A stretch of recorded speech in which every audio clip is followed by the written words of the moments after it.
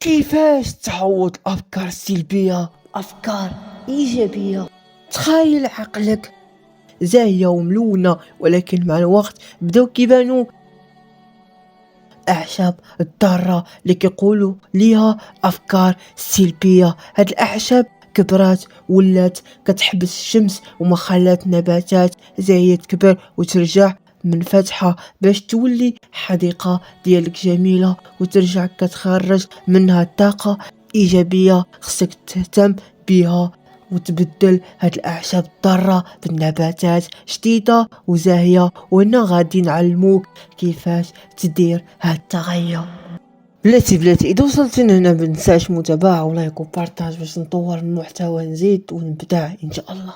فهم افكار سلبية هي بحال اعشاب ضارة في هذه الحديقة اللي هضرنا عليها، كتجيك من الماضي، من تجارب سيئة ومن شي مواقف محرجة، وكتخليك تحس بالنقص والضعف بلا ما تفكر انا ما غاديش ننجح. هي عشب دار كيغطي على الافكار الايجابية اللي يمكنها تخليك تكبر وتتطور.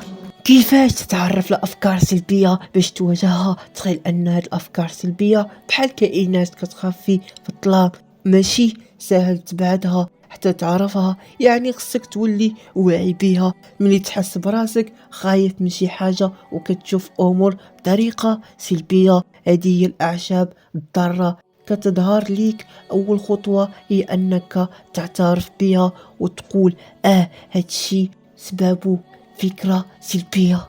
كيفاش تعوض هاد الأفكار السلبية بأفكار إيجابية؟ تغير الكلام مع نفسك. تخيل شي يوم كنت كتقول ما غاديش نقدر نحقق هاد الهدف، هذا فكرة سلبية كتعيقك. هنا جاي راس كل نهار وحاول تقول العكس، انا غادي نجرب ونعمل جهدي حتى لو ما حققت هدف. غادي نكون تعلمت حاجة جديدة، تفكير في حلول بلا مشاكل. فاش كتلقى عقلك مركز على المشاكل بحال شي انسان كيقلب على الاعذار باش ما يبدلش، حاول تسول راسك شنو هو الحل اللي نقدر نجربه باش نتحسن. هاد كتسميها زراعة بدون جديد، وكل حل كيكون بداية فكرة زاهية في الحديقة ديالك. احتفال بنجاحات صغيرة، كل مرة تحقق حاجة لو كانت صغيرة، بحال انك قدرتي تجيب نقطة زوينة في مادة معينة أو تعلمتي حاجة بسيطة،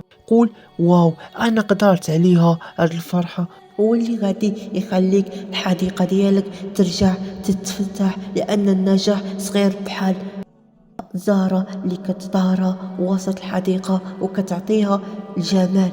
الامتنان، كتقول لنفسك كل نهار انا فرحان على هاد الحاجة، وهاد الحاجة واجدة. كتزيد تهتم بالنباتات الزاهية في الحديقة ديالك. هاد الإحساس كيعطيك طاقة إيجابية وكتحس براسك مرتاح ومتفائل.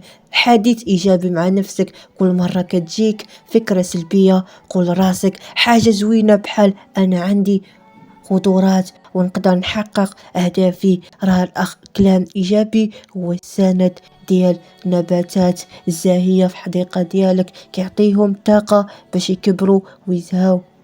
تخيل عقلك حديقة كتخدم عليها وتبغي تشوفها زاهية وجميلة. إلا خليتي الأعشاب الضارة تكتر غادي تولي متعكرة ومظلمة، ولكن ملي تعطي وقتك وتهتم بالنباتات الزاهية وتشيل أعشاب ضارة غادي تولي حديقة مشرقة وتخرج منها طاقة إيجابية في حياتك. ديما خلي عقلك بحال هاد الحديقة، زينها بأفكار إيجابية ونظفها من السلبية. إذا وصلت لنا ما تنساش متابعة ولايك وبارطاج باش نطور المحتوى.